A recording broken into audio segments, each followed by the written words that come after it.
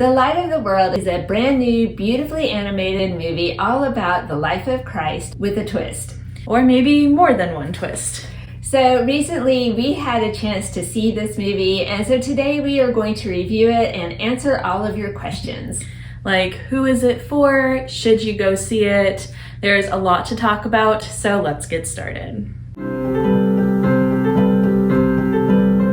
So The Light of the World is a brand new movie, release date of September 2025, from the Salvation Poem Project, which is a nonprofit creative studio that is dedicated to spreading the news of Jesus all through the world. And you guys know how much we love Jesus movies here. And this one features 2D hand-drawn animation, and there are a lot of things we really liked about it. There are also a couple of things that maybe we didn't like as much. Some creative license was definitely taken, and then there was a whole nother category of things that just really made us think. And we'll get into all that later, but we did want to start with the twist. And that is, in this movie, the story of Jesus's life is told through the eyes of his youngest disciple, John. Young in this movie being quite young, like 12, 13, 14 years old. And just in case you're thinking, wait a minute, there's no way that John was that young. Well, just know that I used to think the same thing. I still remember the day I heard a theology professor say, oh, John, he was just a kid. And that rocked my world. I thought, wait a minute, is that really true? So I went home and started researching it. And yes, there is the tradition that John was the youngest apostle, and a lot of biblical scholars think that he might have been a very young teen when he first started following Jesus. But we did really like having the younger John in this movie. His nickname was Little Fish, and we just thought that seeing Jesus through the eyes of a teenager was really refreshing, very different, and it did set the stage for a lot of humorous incidents. We did love the humor in this movie, and we also thought that, you know what, the younger kids are really going to like this young John. They're going to find him very relatable. A couple of the other things that we really liked, the music for one, we thought that was very beautiful, very well done.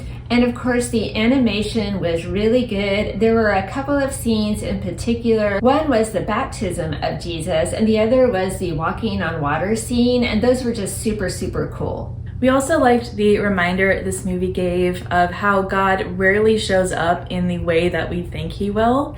There was a somewhat funny scene where the apostles are daydreaming about the Messiah, what he'll look like, how he will act, and of course that was very different from the reality. But we did really like how the movie portrayed Jesus. He was warm, caring, sensitive, funny. Always like to see that sense of humor. We also like how it handled the passion scenes. A lot of the violence happens off screen, so you don't see it, but you still do see how much Jesus suffered, and you do see him bruised and beaten. So for that reason, we think maybe this movie is best for kids who are a little older, maybe 7, 8 on up. But parents, you know your kids. If you have a sensitive child, maybe you want to preview this one first. Now, from the Catholic perspective, we do always pay attention to how the Blessed Mother is portrayed, and we're very happy to say that this movie presented her well, as very caring and courageous. We see her first at the wedding feast at Cana, and then again at the foot of the cross. She really doesn't get a whole lot of screen time in this movie, but that makes sense for this movie because it really focuses more on the relationship between John and Jesus. We also always like to pay special attention to the Last Supper. And in this movie, we don't spend very long with the Last Supper. Jesus basically says, this is my body, this is my blood, and then we move right on to the agony in the garden and everything that came after. And we do want to mention that this movie has been seen and endorsed by a Catholic bishop, and that is Bishop Joseph Kopax. If I'm saying his name wrong, please forgive me. He is the bishop of the Diocese of Jackson, Mississippi. So that's all good, but now let's take a look at some of the creative license taken in this movie. We do want to say up front that in almost any production about the life of Jesus, a movie, a musical, whatever, artistic liberties are generally always taken. And some people are fine with that, and then some people don't like that. And we do have to say that this movie is definitely not a strict retelling of the Gospels word for word. There are some events that are left out, and then others happen at a different time and place than what you might expect. There's also one person who is really wrestling with his faith in a coming Messiah, and we have to say that did surprise us. Now, the Gospels don't say a whole lot about this character, so having that storyline does not contradict the Bible. We just never thought it would be an issue for him. So there's another scene that we really had to think about, and this one involves Veronica's veil, which is not an event recorded in any of the Gospels. This event just comes down to us through church history and tradition. And so they did have a twist with that scene. Like we said, there were multiple twists, and it did take us a while to figure out exactly what they did. And when we say a while, it took me about 3 or 4 days before I finally connected the dots. I had this light bulb moment, and I thought, oh, that's who that character was. Now I understand why the movie presented the scene this way. It just made a lot more sense.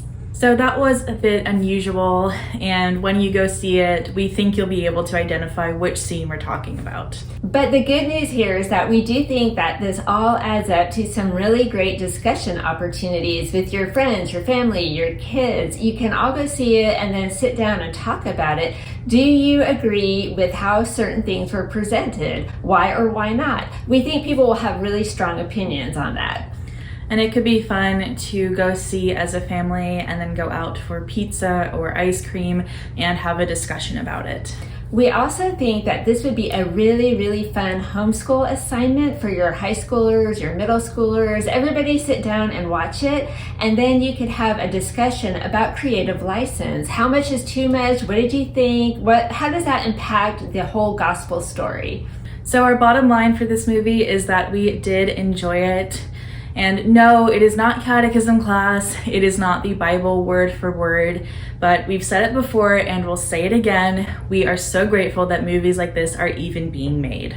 So if you have seen this one or you're planning to go see it, let us know down in the comments what you thought. We would love to hear your opinions.